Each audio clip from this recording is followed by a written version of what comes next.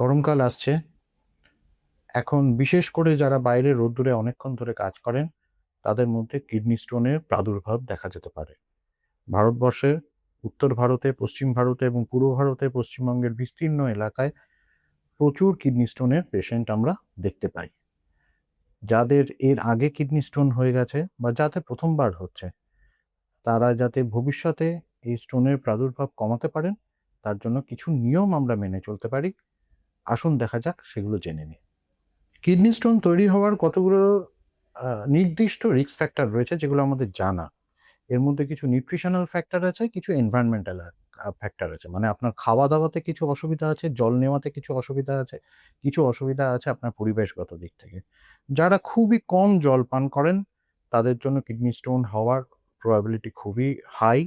যারা খুব গরম শুকনো জায়গায় থাকেন, তাদের কিডনি স্টোন হওয়ার প্রবাবিলিটি খুবই হাই। যারা বেশি নুন নিয়ে থাকেন নিজেদের খাবারে, আমাদের যে কমন সল্ট সেই নুনও যারা বেশি নিয়ে থাকেন তাদেরও কিডনি স্টোন হয়। এবং যারা বেশি প্রোটিন জাতীয় খাবার খান, বিশেষ করে অ্যানিমেল প্রোটিন যারা খান তাদের ক্ষেত্রেও স্টোন বেশি হয়। এছাড়াও কিছু ওষুধ আছে, যে ওষুধগুলি খেলে কিডনি স্টোন বেশি হওয়ার প্রবাবিলিটি থাকে। তার মধ্যে একটা খুব কমন ওষুধ আমরা নিয়ে থাকি, সেটা হলো ভিটামিন ডি সাপ্লিমেন্ট।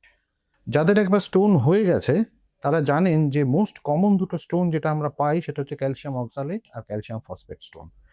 আপনার আরেকবার স্টোন হওয়া প্রিভেন্ট করবার জন্য সবচেয়ে সোজা হচ্ছে গিয়ে ডায়েট আর লাইফস্টাইল মডিফিকেশন। ডায়েটারি মডিফিকেশনের মধ্যে সবচেয়ে সোজা ঘটনা হলো একটু বেশি জল খাওয়া, এতটাই জল খাওয়া যাতে আপনার 2.5 থেকে 3 লিটার ইউরিন পাস হয়। এছাড়াও একটু কম নুন খাওয়া, একটু কম অ্যানিমেল প্রোটিন খাওয়া, এগুলোও আপনাকে স্টোন প্রিভেন্ট করতে সাহায্য করে। কিছু ওষুধ পাওয়া যায়।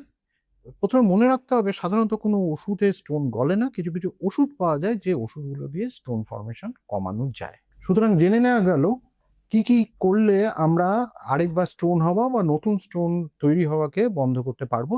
তবে এর মধ্যে সবচেয়ে সোজা দুটি জিনিস হলো একটু বেশি করে জল খাওয়া যাতে আপনার 2.5 থেকে 3 লিটার ইউরিন তৈরি হয়, এবং একটা করে সাইট্রাস ফ্রুট, লেবু জাতীয় ফ্রুট দিনে 1 দিন করে দিনে 1টি করে নেওয়া। সুস্থ থাকবেন, ভালো থাকবেন।